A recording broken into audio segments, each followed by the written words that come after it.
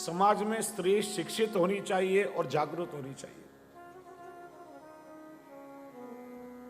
देखिए, भिन्न भिन्न पात्र स्त्री निभाती हैं। स्त्री बेटी भी होती है, बहन भी होती है, बहू भी होती है, माता भी होती है। स्त्री शक्ति यदि समझदार हो, जागरूक हो, देखो शक्ति किसे कहते हैं? शक्ति का सदुपयोग भी होता है और शक्ति का दुरुपयोग भी होता है। शक्ति का यदि सदुपयोग हो, समाज में विकास होता है, और शक्ति का यदि गलत इस्तेमाल हो, दुरुपयोग हो, तो विनाश भी होता है। प्रत्येक बहन यदि राखी बांधने के समय अपने भैया से कि भैया जीवन में कोई गलत काम मत करना, मेरा भाई चोर या लफंगा या लुच्चा कहलाया जाए, मैं कभी भी सहन नहीं करूंगी। मुझे रुपया भले मत देना, लेकिन इतना वचन दो कि जीवन में कोई गलत काम नहीं करोगे। प्रत्येक माँ बचपन में अपने बेटों को संस्कार दे। कोई गलत काम करके यदि बेटा आवे तो उसे दंडित करना चाहिए। और जो माँ बाप गलत काम करने पर बच्चों को दंडित नहीं करते, उनको समाज के द्वारा दंड सहन करना पड़ता है। सही रास्ता बालकों को दिखाना चाहिए।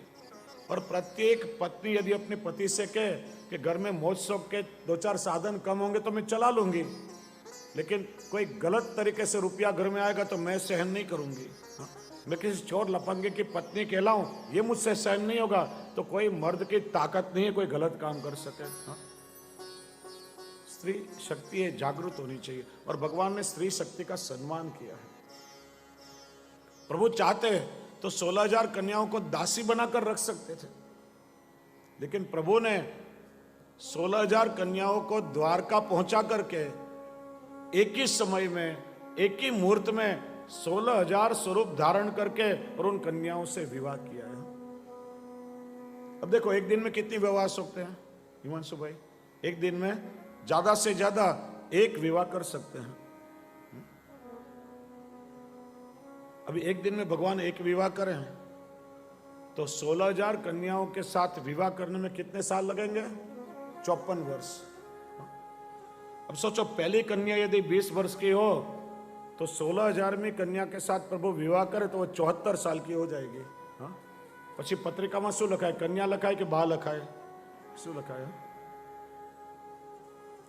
देखो, यहां भी विज्ञान, आज हम जिसे क्लोनिंग कहते हैं, शरीर के रक्त कोष में से एक ही जैसे रूप, रंग, गुण धराते हुए अनेक पैदा हो सकते हैं। मेंढे पर तो सफलता मिली, लेकिन सारे विश्व के वैज्ञानिकों ने इस पर प्रतिबंध लगा दिया, क्योंकि इसका गलत उपयोग भी हो सकता है। कोई बड़ा दुर्जन हो, आतंकवादी, उसका यदि क्लोन करके उसके जैसे अनेक पैदा करें तो सारा विश्व खतरे में आ सकता है। इसलिए बहुत सारे संशोधनों पर प्रतिबंध लगाया गया है, क्योंकि लोगों का स्वभाव है कि सदुपयोग के बदले दुरुपयोग बड़ा ज्यादा होता है। और यह सारा विज्ञान हमारे शास्त्रों में बताया है। रास के समय में भी भगवान ने 16,000 स्वरूप धारण करके प्रत्येक गोपी से स्वतंत्र रमण किया था। यहां भी गोपियां प्रभु से विनती करती हैं, प्रभु हम तो मनोमन आपके चरणारविंद में सर्वस्व समर्पण कर चुकी हैं, हमें और कुछ नहीं चाहिए, केवल मेरे सिर पर रख दो ठाकुर अपने दोनों हाथ, और यदि देना हो तो दीजिए जन्म जन्म। पुष्टि मार्ग वैदिक संप्रदाय है और पूर्ण रूप से वेद के मर्यादाओं का पालन करने की आज्ञा श्री महाप्रभु जी ने की है। आचार विचार केवल वैष्णव के लिए नहीं है, लेकिन वैदिक परंपरा का अनुसरण करने वाले सभी हिंदू मात्र को आचार विचार का परिपालन करना चाहिए। मनुस्मृति, धर्म सिंधु, निर्णय सिंधु आदि में जो हमारे आचार विचार पालने की बात बताई है, ये सभी वैज्ञानिक बातें हैं। आचार प्रभो धर्म, इसलिए आचार विचार का परिपालन सभी को करना चाहिए, क्योंकि यतो धर्म ततो जय। जिस व्यक्ति के घर में धर्म का आचरण होता है वह हर प्रकार से सुखी होता है और सदा उसकी जय होती है। जिसके घर में धर्म का पालन होता है, प्रभु भी उसके घर में नित्य विराजमान होते हैं। इसलिए सूतक, पिंडरू यानी जनना शौच, रजस्वला धर्म, ग्रहण आदि के सभी आशौचों का पालन हम सभी को करना चाहिए। ग्रस्तोदित खग्रास चंद्र ग्रहण दिखाई देने वाला है, इसका आचरण भी हमें थोड़ा समझना चाहिए। यह चंद्र ग्रहण एशिया, ऑस्ट्रेलिया, पैसिफिक और अमेरिका में दिखाई देगा और हमारे भारत में चंद्रोदय ग्रस्त के साथ में होगा, इसलिए यह ग्रस्तोदित चंद्र ग्रहण है। चंद्र का उदय होने के थोड़े मिनटों के पश्चात ग्रहण का मोक्ष होगा, क्योंकि ग्रसित चंद्र उदय होगा, इसलिए पूर्ण रूप से यह ग्रहण हमें पालना होगा। पूर्व की जो तैयारियां हैं वह इसके पहले जो सूर्य ग्रहण के समय पे हमने जो बताई थी उसी प्रकार से हमें करनी चाहिए। ग्रहण निवृत्ति के बाद पहनने के कोरे वस्त्र, रेशमी वस्त्र, जनोई कंठी आदि सभी चीजों की हमें तैयारी रखनी चाहिए। ग्रहण में सारे मिट्टी के पात्र अपवित्र हो जाते हैं, इसलिए ग्रहण मोक्ष में ठाकुर जी की झारी भरने के लिए नई मथनी भी हमें तैयार रखनी चाहिए। पहले से दर्भ आदि तैयार रखने चाहिए। रसोई आदि में से सारे जो उपयोग में लिए हुए घी तेल आदि है सभी निकाल देने चाहिए। पूर्ण रूप से सारे पात्र मांझ करके सब चीज कोरी रखनी चाहिए हमें। तो अगले सूर्य ग्रहण में जिस प्रकार से हमने बतलाया था उसी प्रकार से पूर्व में सारी तैयारियां वैष्णव को कर लेनी चाहिए। बीमार बालक, वृद्ध, गर्भवती महिला ग्रहण लगने के आधे घंटे पहले तक जलपान आदि कर सकते हैं। ठाकुर जी का जो सेवा क्रम है वह प्रातः काल बेगे ही हमें पहुंच लेना चाहिए। ठाकुर जी के भोग आरती पर्यंत की सेवा हम सभी को पहुंच लेनी चाहिए और ग्रहण लगने के थोड़े समय पहले ठाकुर जी के पास से झारी बंटा आदि हमें सरा लेना चाहिए और सूखे मेवा का डबरा ठाकुर जी के सन्मुख धरना चाहिए।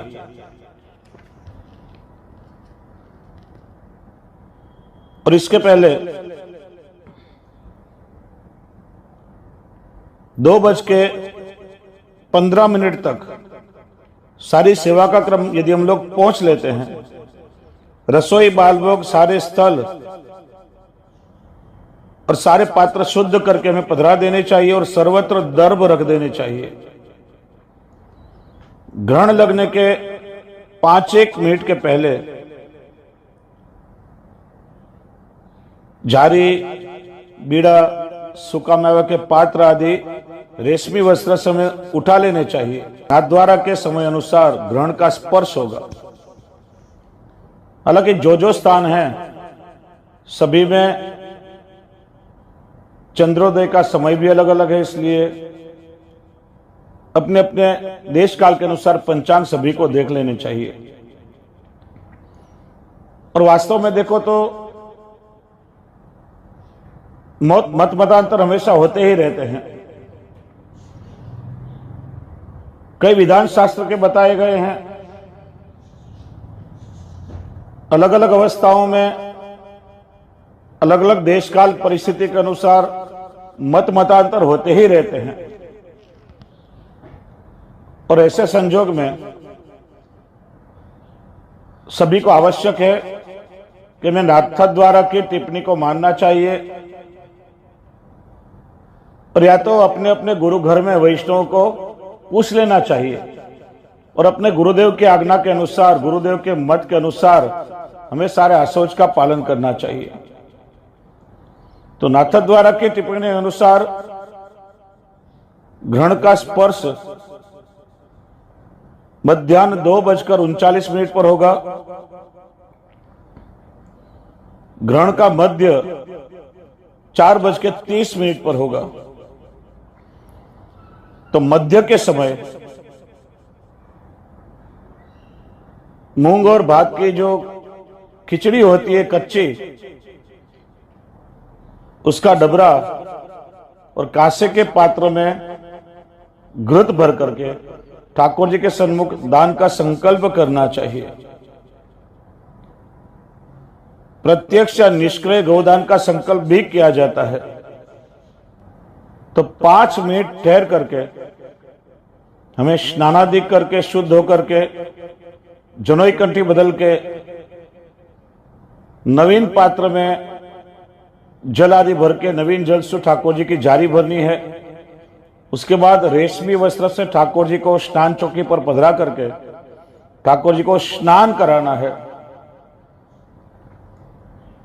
और उसके बाद ठाकुर जी को परिश्रम भोग धरा जाएगा और वह परिश्रम भोग गौग्रास में चला जाएगा। जहां तक शयन भोग की सामग्री हो वहां तक ठाकुर जी के सन्मुख परिश्रम भोग रहेगा और परिश्रम भोग सरा करके आचमन आदि करा करके फिर से शयन भोग की जारी भर के और ठाकुर जी को शयन भोग की सामग्री धरी जाएगी। और उसके बाद शयन आरती अनुसर करके यथाशक्ति ब्राह्मण भोजन करा करके और हम सभी महाप्रसाद ले सकेंगे। यद्यपि ग्रहण का स्पर्श दिन में है, लेकिन ग्रहण का जो मोक्ष है वो चंद्रोदय के बाद में होगा, इसलिए पूर्ण रूप से इस ग्रहण को हमें मानना चाहिए। अब देखिए, बहुत से लोग जिनके यहां एक समय की सेवा होती है, उन्हें कभी कभी कई अवसर पर बड़ी कठिनाइयां होती हैं।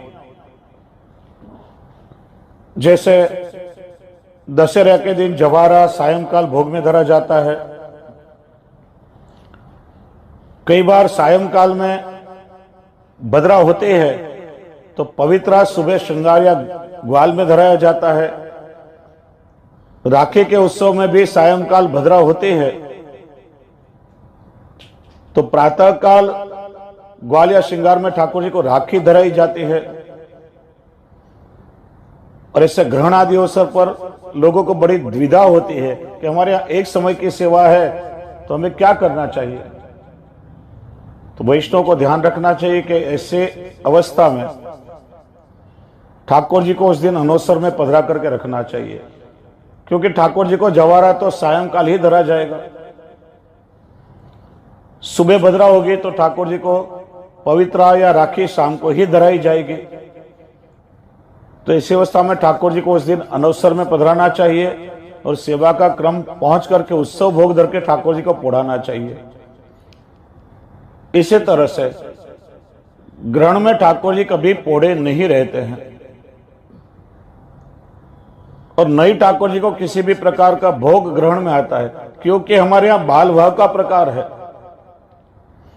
श्री नंदराय जी और यशोदा जी ठाकुर जी को ग्रहण में पोढ़ने नहीं देते।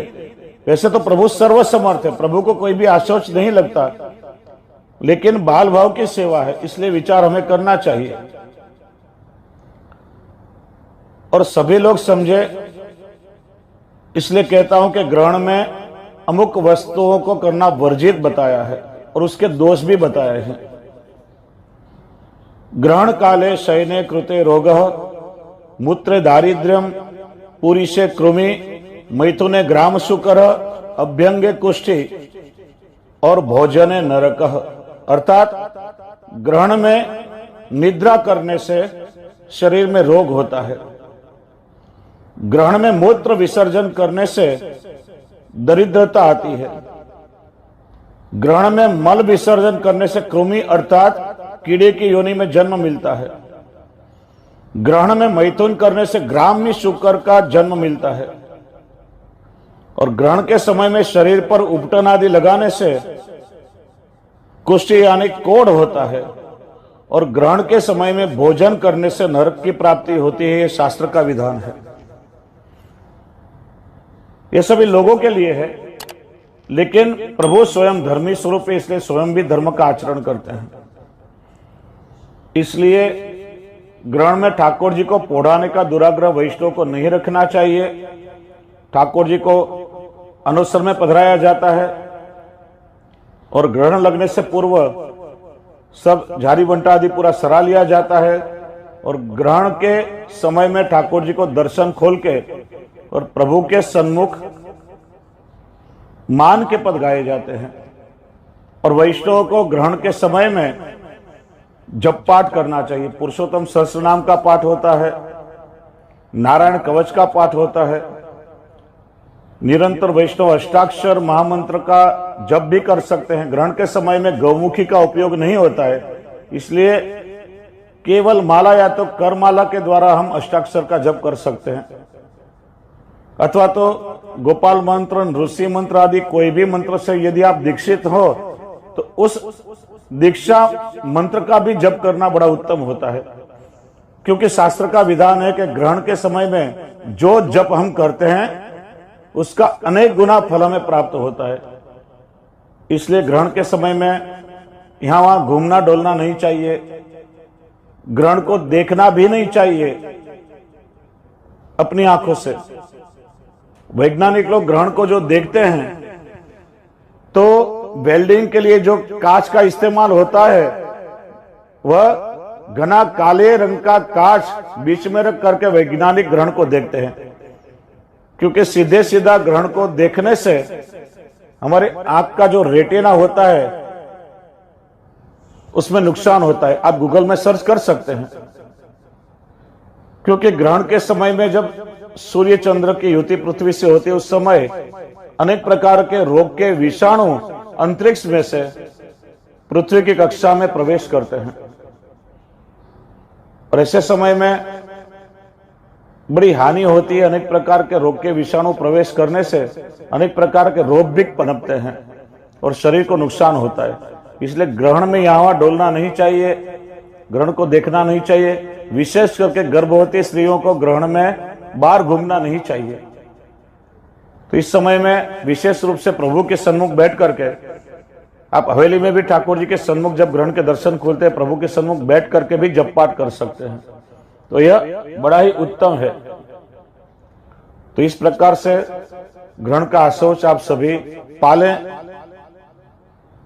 हमारी वैदिक परंपरा और पुष्टि मार्ग की मर्यादाओं के अनुसार सारे आशोच का पालन हम करें, यही हमारा धर्म है।